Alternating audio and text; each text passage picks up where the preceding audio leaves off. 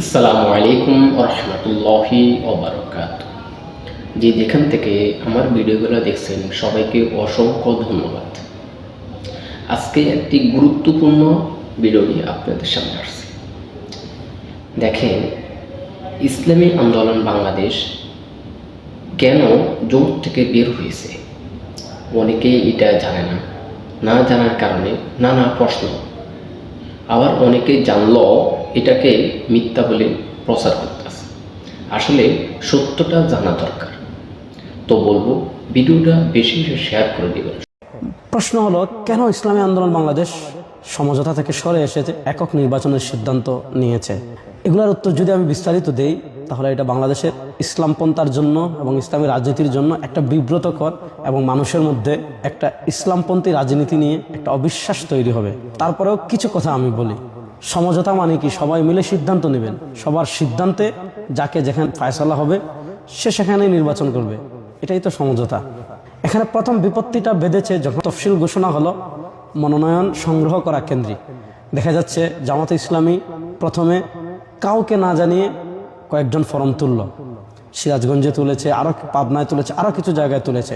ওই দিনে পিসাব চরমনায় আব্দুল্লাহ মোহাম্মদ তাহের স্যারকে দেখতে গিয়েছেন, তিনি অসুস্থ ছিলেন।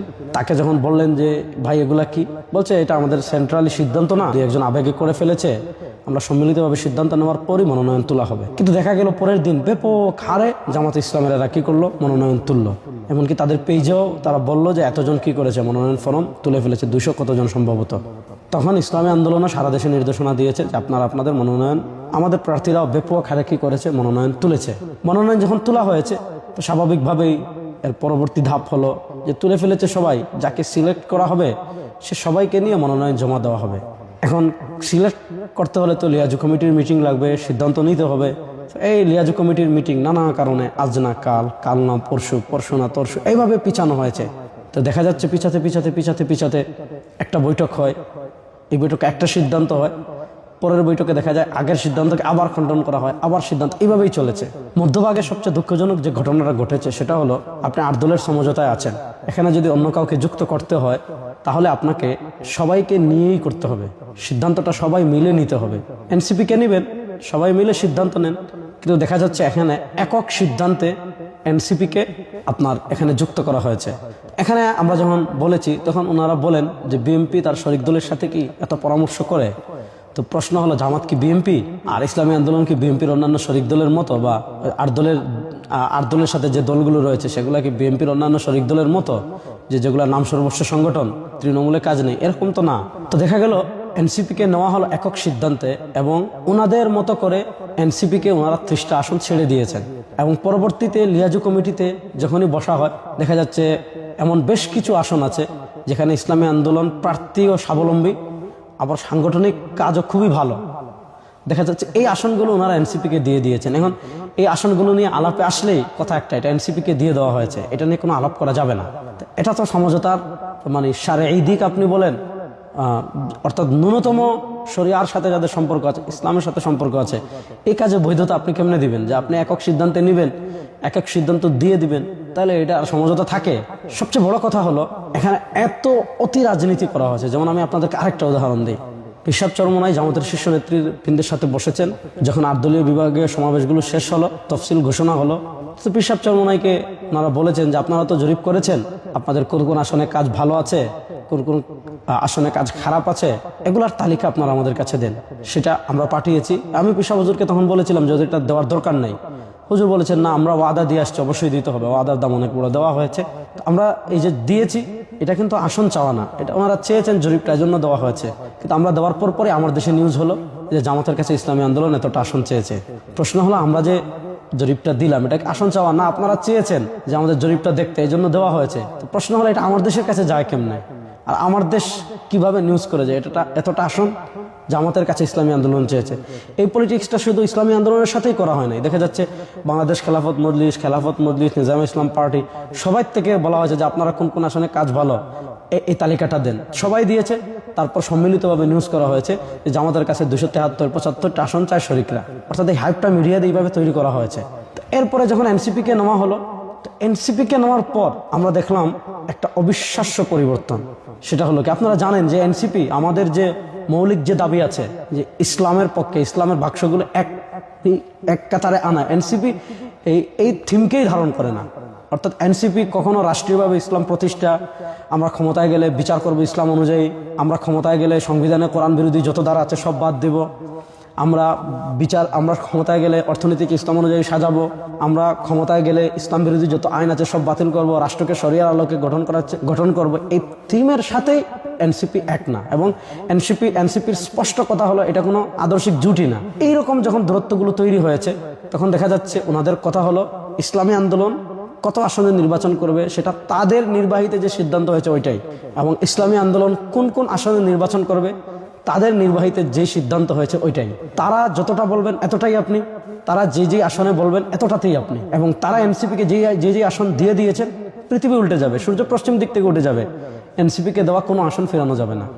এখন দেখা যাচ্ছে আপনি যদি এই আচরণগুলো করেন যে আপনি যেখানেই বলবেন আমি ওখানেই নির্বাচন করব, আপনি যে আসনে বলবেন ওই আসনেই নির্বাচন করব, আপনি এনসিপিকে যেতগুলো দিয়েছেন এগুলো নিয়ে কোনো আলাপই করা যাবে না। এবং আরেকটা কথা বলি, আরেকটা তথ্য দেয় আমাদের পিশাব চরমোনাই ওনাদেরকে জিজ্ঞাসা করলেন যে আপনারা আমরা কত আসনে নির্বাচন করব, কি কি এগুলো সব জানতে চাচ্ছেন, আপনারা কত আসনে নির্বাচন করবেন। ওনারা বলেছেন এটা সিক্রেট, বলা যাবে না। তারপর পিশাব চরমোনাই যেন একটু রাগান্বিত হয়েছেন যে আমাদের সমঝোতা, আপনারা কত আসনে নির্বাচন করবেন না এটা জানতে পারবো না, এটা কোন ধরনের কথা। তখন ওনারা বলেছেন আমাদের 172টা আসন আছে, এই 172টা আসন নিয়ে কোনো কথা বলা যাবে না, যদি কিন্তু তবে ছাড়া এই 172টা ওনারাই, বাকিগুলোতে আপনারা কি করবেন, সমঝোতা করবেন। এই হলো সমঝোতার হালাত।